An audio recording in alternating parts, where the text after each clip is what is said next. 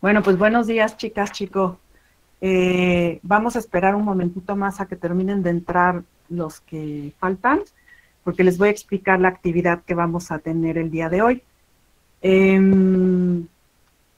Vamos a trabajar hoy una lectura que ustedes ya leyeron con anticipación, es el texto de la situación de lactancia materna y alimentación complementaria en la encuesta en Sanud 2018-2019.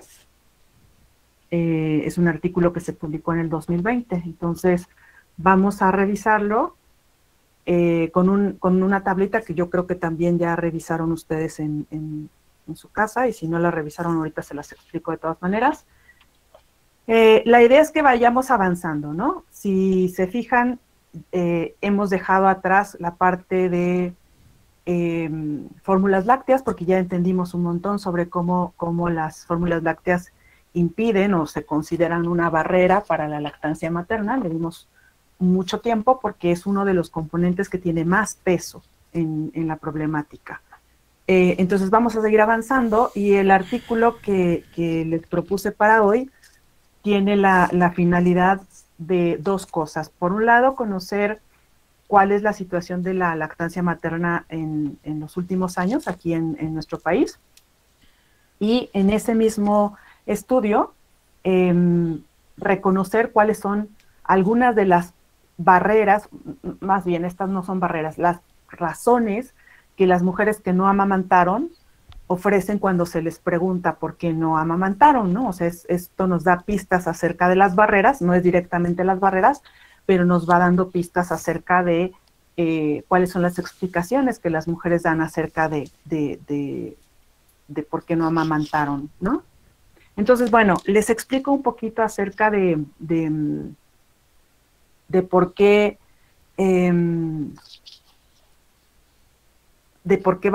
digamos, por qué utilizamos el artículo. El artículo lo estamos usando en referencia a la encuesta 2018 y 2019. O sea, este artículo está reportando no lo que pasó en la última encuesta, sino en la que pasó en la penúltima encuesta. Y ahorita voy a explicarles un poco más sobre esto. ¿Alguien sabe qué es ENSANUD?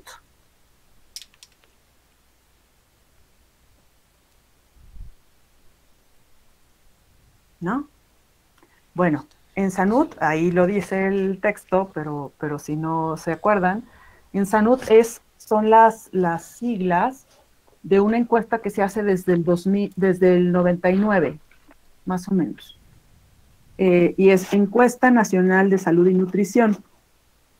La encuesta al principio se hacía separada, había una encuesta de nutrición y había otras de salud, y lo que se hizo en el 99 es que se fundieron, y entonces se fusionaron, y entonces empezaron a hacerse más o menos cada 6 años. Hay una de 99, hay otra de 2006 y hay otra de 2012, y de allí tocaba el 2018, es más o menos, digamos, al principio al principio o al final de cada sexenio, ¿no? Así más o menos correspondía. Sin embargo, en el 2018 llegó el momento de hacerse y no se hizo. Antes se tenía que haber hecho antes de que saliera el gobierno de Peña Nieto, y no se realizó. Algunos especularon que no se realizó porque el publicar los resultados podría haber tenido efectos negativos en las elecciones o cosas así, ¿no? Entonces, bueno, nos quedaron a deber la de 2018. Entonces, esa se retoma hasta que entra la nueva administración. Se hace en 2019, ¿no? Se hace en 2019, y a partir de ese año, ya no se programa hacer la encuesta cada 6 años, sino cada año, ¿no? Hicieron un convenio de colaboración entre el Instituto Nacional de Salud Pública, que es quien levantaba la encuesta, con el INEGI, el Instituto Nacional de Estadística, Geografía e Informática, que es la que lleva el censo y todas las cuestiones de datos de población. Entonces tiene mucha infraestructura para levantar datos. Entonces hicieron una colaboración entre INEGI y el instituto, y entonces la ENSANUD ya no se hace, la Encuesta Nacional de Salud y Nutrición ya no se hace cada 6 años, sino cada año. Entonces tenemos la Ensanut 2020-2021, que se hizo el año pasado. Sin embargo, esta encuesta estuvo muy concentrada en datos que tenían que ver con la pandemia, o sea, en entender qué estaba pasando con respecto a la pandemia, y si bien tiene un apartado sobre lactancia materna, los datos que allí se están planteando, pues tienen que ver con el momento excepcional de la pandemia, es decir, las mujeres estaban en su casa, una buena parte, ¿no? Porque la encuesta se levantó todavía en momentos de la Jornada Nacional de Sana Distancia o apenas había sido levantada, no recuerdo bien. Entonces, bueno, hay condiciones diferentes, ¿no? A las condiciones habituales, entonces por eso no estoy tomando los datos de esa encuesta para presentarlos y analizarlos con ustedes, sino estoy tomando los de la penúltima encuesta. Otra cosa que pasó en la última encuesta, en la que fue enfocada la pandemia, es que como todos estábamos en casa, las encuestas se hicieron telefónicamente, no se hicieron presencialmente, y entonces se usó una metodología para encuestar a las mujeres que se entrevistaron en una modalidad que se llama bola de nieve, o tiene otros nombres, y esto significa que se contacta con un primer grupo, un grupo semilla, dicen, un grupo original de personas entrevistadas, y estas personas entrevistadas a su vez recomiendan a otras personas que pueden contestar la encuesta, ¿no? O sea, van haciendo como una información, van marcando la ruta de por dónde pueden seguir la encuesta, y entonces eso tiene el sesgo de que la encuesta se hizo inicialmente con mujeres que formaban parte de un grupo de lactancia, entonces ya se asume que están amamantando y que van a invitar además a mujeres que están amamantando. Entonces eso es un sesgo, por eso no estamos viendo los datos de la última encuesta, sino de la penúltima. Entonces, bueno, ya con esta explicación voy a irme al documento, voy a compartir pantalla y voy a irme al documento para que echemos un vistazo de la estructura, ¿vale?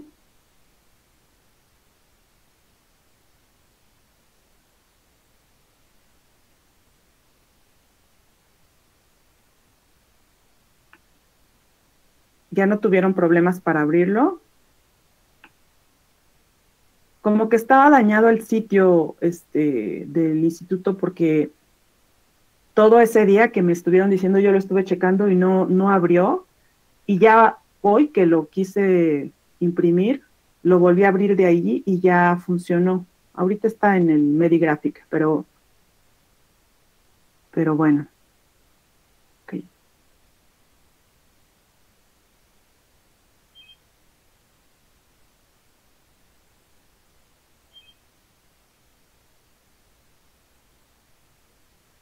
¿Sí se ve?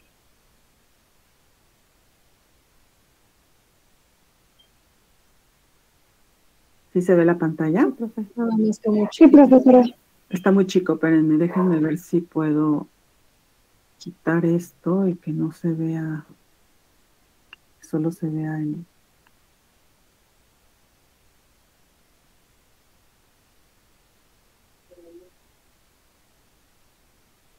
No lo vamos a leer aquí, pero es para... No creo que se pueda quitar, profe. Creo que sí. ¿No? Sí, no, yo no pude. ¿No es de las 3 rayitas que estoy, profesora? Las 3 rayitas aquí. Ah, perfecto. Gracias.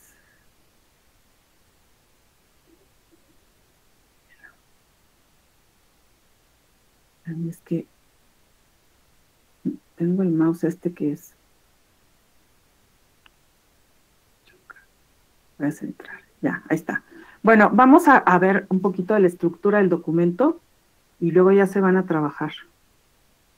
Fíjense, esta no es la Ensanut directamente, sino es un artículo que se escribe acerca de la Ensanut. Todo esto que a veces nos detenemos a ver sobre qué es el artículo, quién lo escribió, en dónde se publica, también es importante para su formación. No solo estamos revisando el contenido, en este caso sobre la epidemiología de la lactancia materna, sino también acerca de cómo se mueve el mundo académico en el tema, ¿no? Entonces, este no es un reporte directo del ENSANUD, sino es un estudio que se hace sobre los resultados del ENSANUD, ¿sale? Y los autores son los mismos que hicieron, digamos, que levantaron digamos, la encuesta se hace global, se hace sobre muchos temas y luego lo que se hace es que cada equipo recoge datos que le sirven para hacer sus estudios, ¿no? Cada equipo de investigación recoge los datos que le van a servir para elaborar sus propios estudios. Entonces, este equipo, que es autor del documento, del artículo es el mismo que forma parte del equipo del Instituto Nacional de Salud Pública, que se encarga de este apartado de la encuesta, ¿no? ¿Vale? Bueno, entonces, hay primero, todos los documentos, saben ustedes, tienen un resumen, ¿no? En ese resumen está de manera brevísima un vistazo a todo el documento, los objetivos, como material y métodos, los resultados y las conclusiones, ¿vale? Entonces, ustedes saben que cuando están buscando bibliografía para algún tipo de trabajo, siempre es útil ver primero el resumen y las conclusiones. Si ustedes ven el resumen y las conclusiones y ese texto les es útil, entonces ya leen todo. O sea, eso es como una manera de irlo pues filtrando, ¿no? Porque no podemos leer todo lo que nos interesaría leer, ¿no? Entonces, ya que ustedes pasan ese primer filtro de que el resumen y las conclusiones son interesantes para lo que están ustedes investigando, entonces ya lo pueden leer todo. Bueno, viene toda esta, primero, introducción, ¿no? Y me interesa mucho que cuando estén en equipos, ahorita se van a ir a trabajar por equipos, lean todas los indicadores de prácticas de lactancia materna y alimentación complementaria. Esto que está aquí, ¿sí? Significa prácticas de lactancia materna y alimentación complementaria, y vienen todos estos indicadores. Estos indicadores son los que se usan en todos los textos que, digamos, están alineados a las recomendaciones de la Organización Mundial de la Salud y de UNICEF, ¿no? O sea, cuando decimos, por ejemplo, inicio temprano de la lactancia materna, ¿a qué nos estamos refiriendo, no?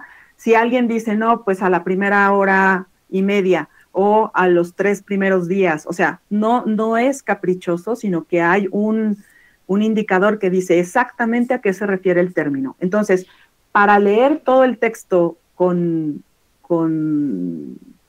responsabilidad y lo puedan entender, tienen que entender cuáles son los indicadores de los que se está hablando, ¿sale? Entonces, como yo entiendo que ustedes ya leyeron el documento todo, les voy a pedir que antes de hacer el trabajo que les voy a pedir que hagan, repasen los indicadores, que les quede bien clarito a qué se refiere cada indicador, ¿sale?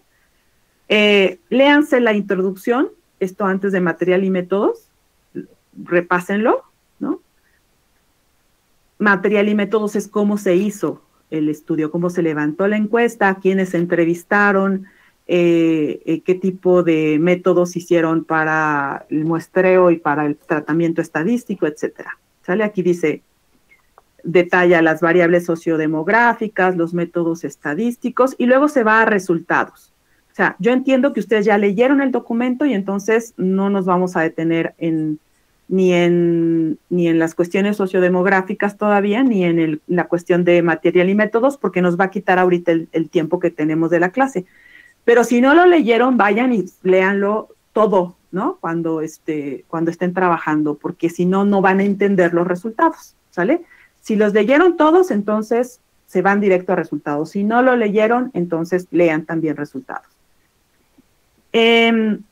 Todos los documentos científicos de este tipo tienen un apartado en el que se plantean los resultados y otro apartado que dice discusión. En los resultados se presentan las tablas, se presentan los porcentajes, se presenta aquello que se pretendía investigar, se presenta. Y luego viene otro apartado que dice discusión. ¿Alguien sabe cuál es la diferencia entre resultados y discusión?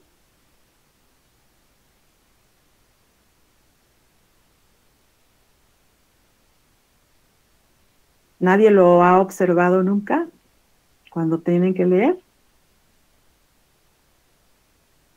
¿No? ¿No se animan?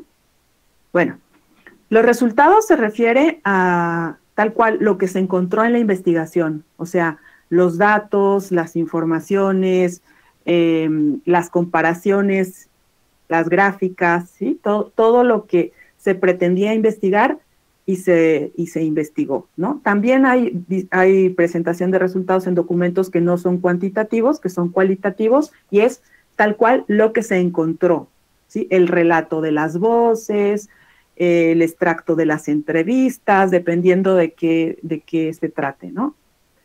Cuando hablamos ya de discusión, estamos hablando de cómo los autores o las autoras vinculan esos resultados con resultados de otras personas, ¿no? De otros estudios, de estudios que se hicieron con anticipación o que hicieron ellos mismos con anterioridad, ¿no? O con estudios que se hicieron en otros países o que se hicieron en otros contextos o que tuvieron resultados diferentes y que vale la pena como contrastar. Entonces, los resultados son los datos tal cual se obtienen y la discusión, como su nombre lo dice, es cómo se ponen a dialogar esos datos, esas informaciones, con otras informaciones y se sacan de alguna forma explicaciones que pueden llevar a otras preguntas o que pueden llevar a otras investigaciones futuras, ¿sale? Entonces, esa es la diferencia entre resultados y discusión. Entonces, me interesa que lean los resultados primero, ¿sí?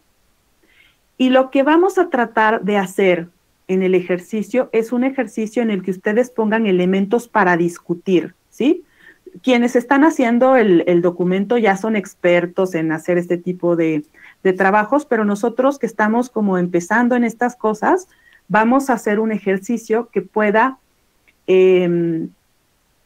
enlistar cosas que nos llaman la atención acerca de los resultados, ¿sale? Esa es la tarea. Si a ustedes no les queda claro, léanse los resultados y lean la discusión y luego regresen a tratar de hacer la tabla con sus propias observaciones, ¿de acuerdo? Al final de los artículos siempre hay también un apartado de conclusiones, ¿sí? Entonces aquí viene la discusión, todavía estos son resultados que corresponden a la etapa de resultados. Y luego están normalmente las conclusiones. Aquí, en lugar de poner conclusiones, en las discusiones se ponen recomendaciones. Ahorita lo pongo. ¿Sí? Aquí están, las recomendaciones. ¿Sale? Entonces, van a leer la introducción, los indicadores, los resultados, y a partir de los resultados van a hacer la tabla. Si ustedes tienen dificultades para hacer los resultados, entonces se van a la discusión, leen la discusión para que les dé un poquito de ejemplos y luego se van a llenar la tabla. ¿Qué estamos pidiendo en la tabla? A ver.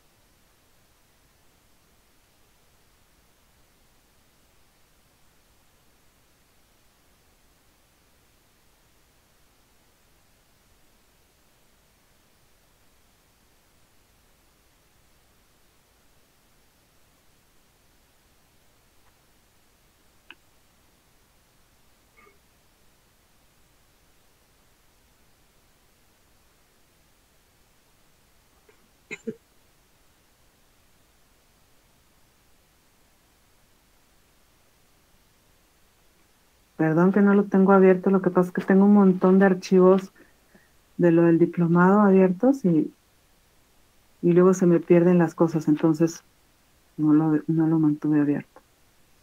Bueno, lo que tenemos ahorita se las voy a poner, pero lo que tenemos en la tabla que quiero que trabajen, si no la tienen impresa, trabájenlo en su cuaderno y ya luego lo llenan.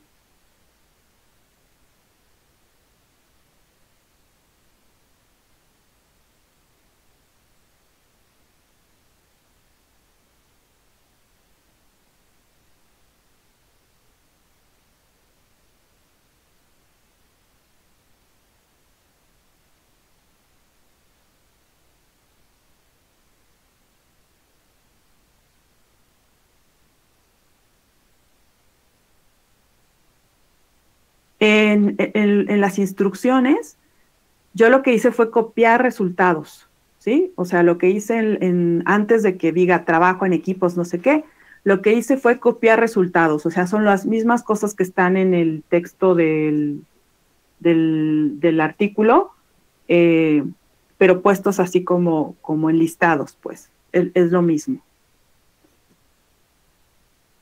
Entonces, lo que yo quiero es que ustedes empiecen a discutir, fíjense cómo esto, por eso se llama discusión, ¿no?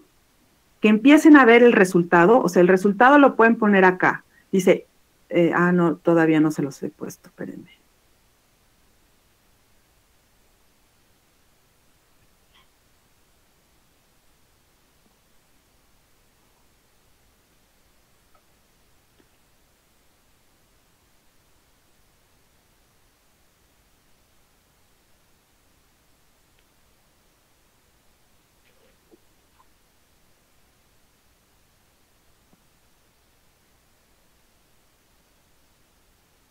Sale.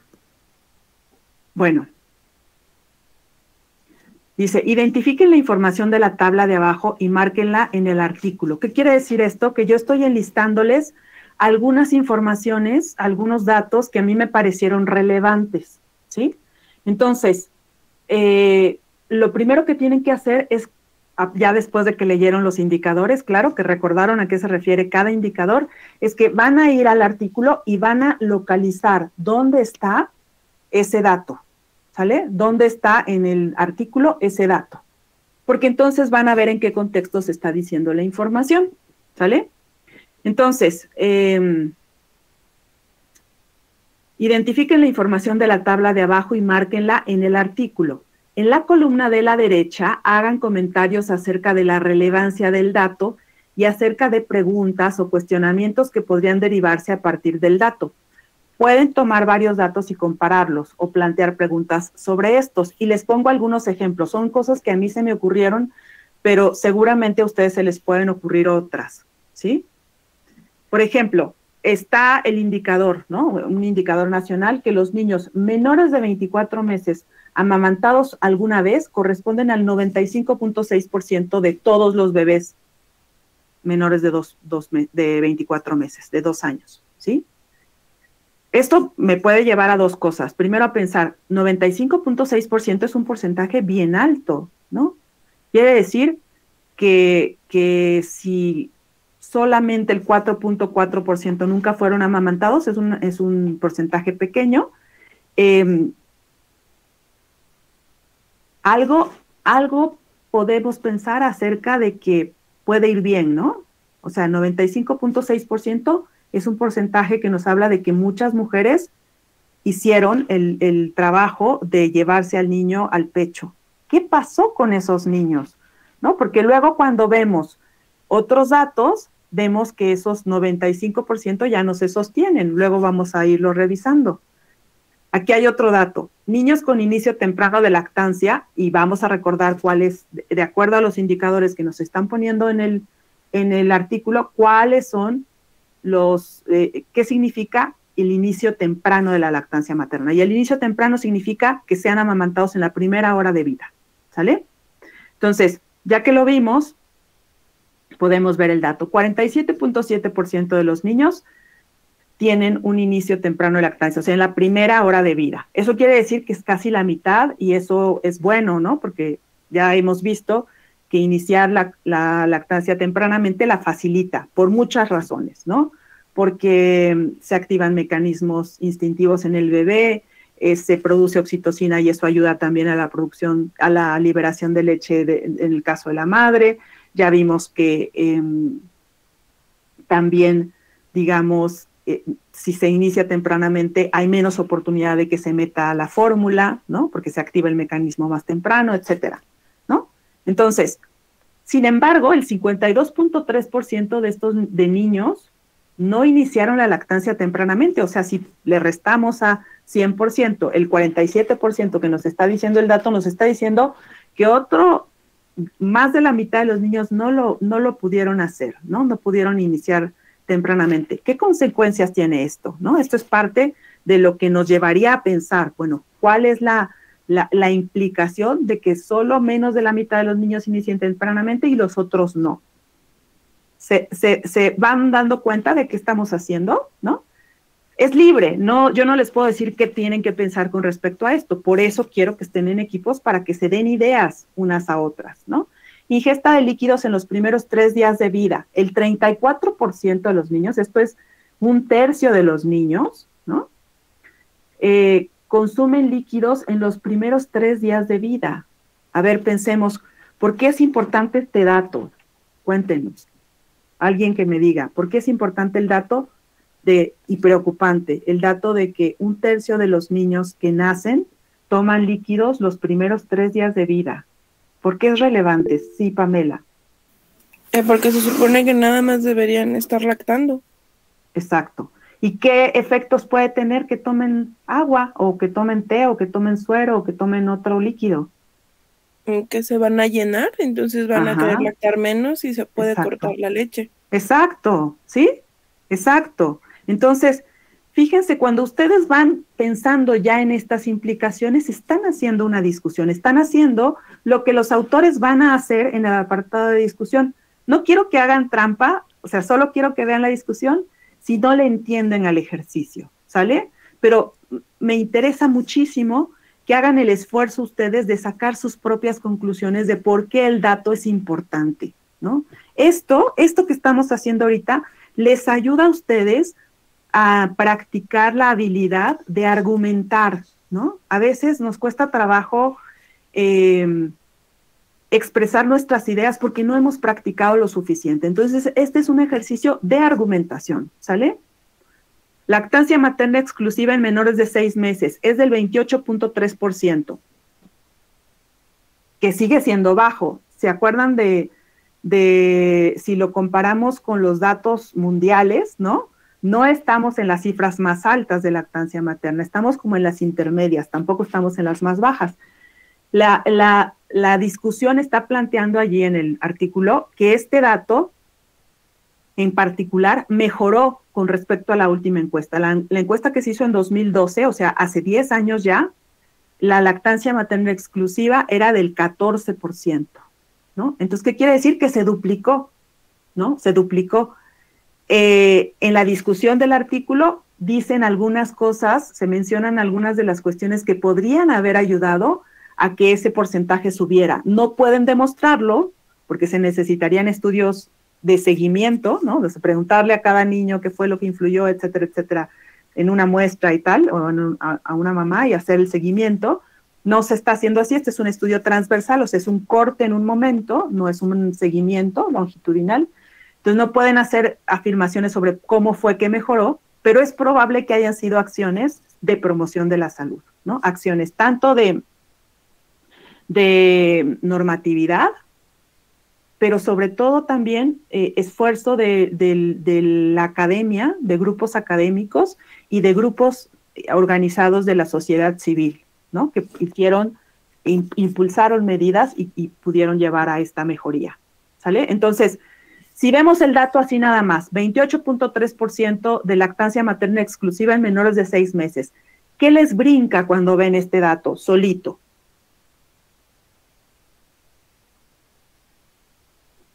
¿Quién se anima? ¿Qué les pasa a ustedes cuando ven el dato de 28.3% de los niños en nuestro país, los niños que son menores de 6 meses, tienen lactancia exclusiva, de acuerdo a esta muestra? ¿Qué les salta? Pues que es muy poco. En primera, que es muy poco, profe. Pues el porcentaje es muy poco. Y esto podría ocasionarles a los bebés daños, como algunas enfermedades. Exacto. Si estos bebés más adelante van a empezar a aparecer otros datos, ¿no? Empiezan a aparecer datos de cuántos toman leche materna predominante. ¿Qué es predominante? Que toman leche materna, pero también toman suero o líquidos como tés, ¿no? Eso viene explicado en los indicadores. Es el 40.2%. Es más que el 28.3%, pero porque están combinando leche materna con otros líquidos. Pero acuérdense lo que nos decía Víctora en la explicación de la conferencia que daba. Ese biberón extra que se toman los bebés de té o se toman de algún otro líquido, afecta a la lactancia materna, ¿sí? Impacta, reduce. Acuérdense esa gráfica que nos mostraba sobre cuánto afectaba un biberón, cuánto afectaban 2 biberones, 3 biberones, aunque no fueran de fórmula, ¿sale? Porque impactan en la lactancia, en la producción de leche, y se van haciendo estos círculos viciosos de los que ya hemos empezado a hablar en otros momentos. Entonces, sí se entiende lo que van a hacer. Fíjense, aquí les estoy poniendo otros datos. No les puse todos, ¿no? No les puse todos los datos, solo les puse algunos. Y luego les dejé espacio para que abajo pongan otros datos comparados. Por ejemplo, 95% de todos los niños recién nacidos fueron amamantados alguna vez, pero solo 41% tuvo una lactancia adecuada al año de vida, ¿no? ¿Qué quiere decir eso? Que se va abandonando durante el primer año, ¿no? Que el 95% lo tuvieron alguna vez, pero al finalizar el año, que todavía deberían estar siendo amamantados, ya solo el 41%, ¿sí? Entonces yo pongo aquí un ejemplo, más de la mitad de los niños que fueron amamantados inicialmente no continúan una lactancia adecuada el resto de su primer año. ¿Por qué? Eso es una pregunta que podríamos hacernos desde la investigación también para hacer acciones más específicas. Una de las cosas que van a ustedes a observar en el artículo es que esto nos da información gruesa, nos da información general para tener detalles para entender mejor qué está pasando con esta problemática. Tenemos otro tipo de estudios que son un poco más pequeños, pero que se van al detalle, ¿no? Por ejemplo, los estudios cualitativos. Bueno, entonces esa es la cosa que van a trabajar por equipos. Hay una parte que me gustaría ver en clase, pero creo que les va a llevar todo el tiempo hacer la actividad, entonces la vamos a trabajar el viernes que nos veamos en la UAM. ¿Quiénes van a la UAM? A ver, levanten su manita quienes van a la UAM para verlas.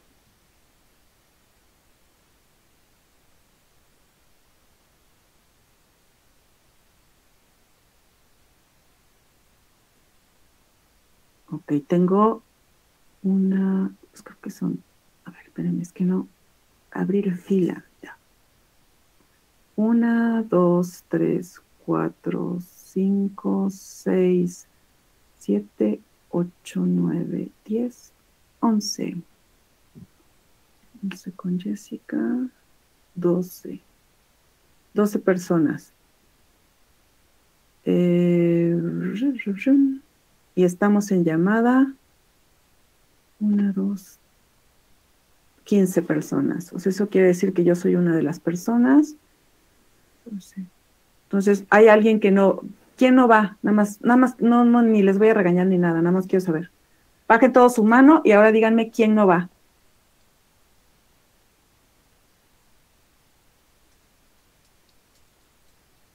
¿A todos van? Díganme, nada más para que yo sepa y podamos ponernos de acuerdo. ¿Quién levantó?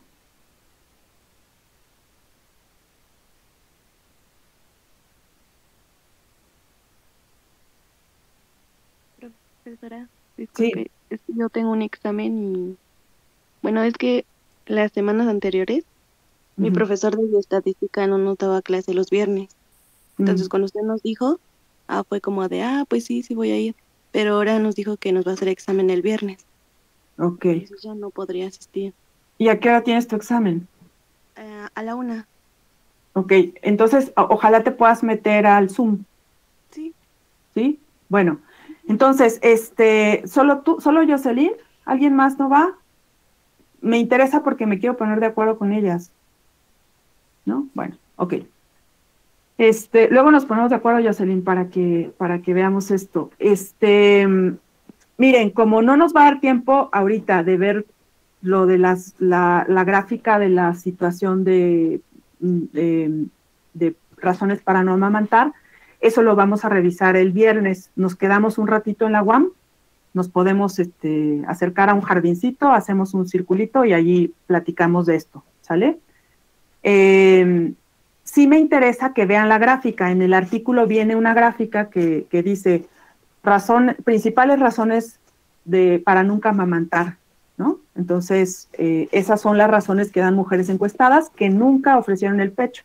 Nos va a dar una pista sobre cuáles son las barreras, ¿sale? Entonces, revisen la gráfica, aprovechando que están por equipos, comenten también parte de lo que les hace pensar ver la gráfica, ¿sale? Para que lo tengamos adelantado para el día viernes, ¿de acuerdo? ¿Tienen alguna duda sobre la tarea? No, profe. ¿No? Bueno, entonces, pues se van a trabajar de aquí a la 1 en los equipos que decidieron trabajar. Miren, me decían que si 5, que si 6. Yo lo que veo es que entre más grande es el equipo, ya hablan menos, ¿no? Y ya se involucran menos, y ya hay gente que se pone a tomar nota y ya no participa. Entonces, en la medida de lo posible, hagan grupos de 3 y 4 personas, máximo 5. De verdad, si ya tienen 6, hagan 2 equipos de 3, no van a dejar de ser amigas, ¿sale? Hagan 2 equipos de 3 si quieren y luego ya se juntan de 6 para que aprovechen mejor la actividad, ¿sí? Porque si no, ya alguien lo dice y ya no se esfuerzan por estar conversándolo. ¿Todas las personas tienen equipo? ¿Hay alguien que no tenga equipo? No sé por qué no veo las manos hoy. Yo, profesora Montserrat, no tengo equipo. Montserrat. ¿Alguien que tiene lugar para Montserrat en los equipos? Es que no sé cómo están organizados.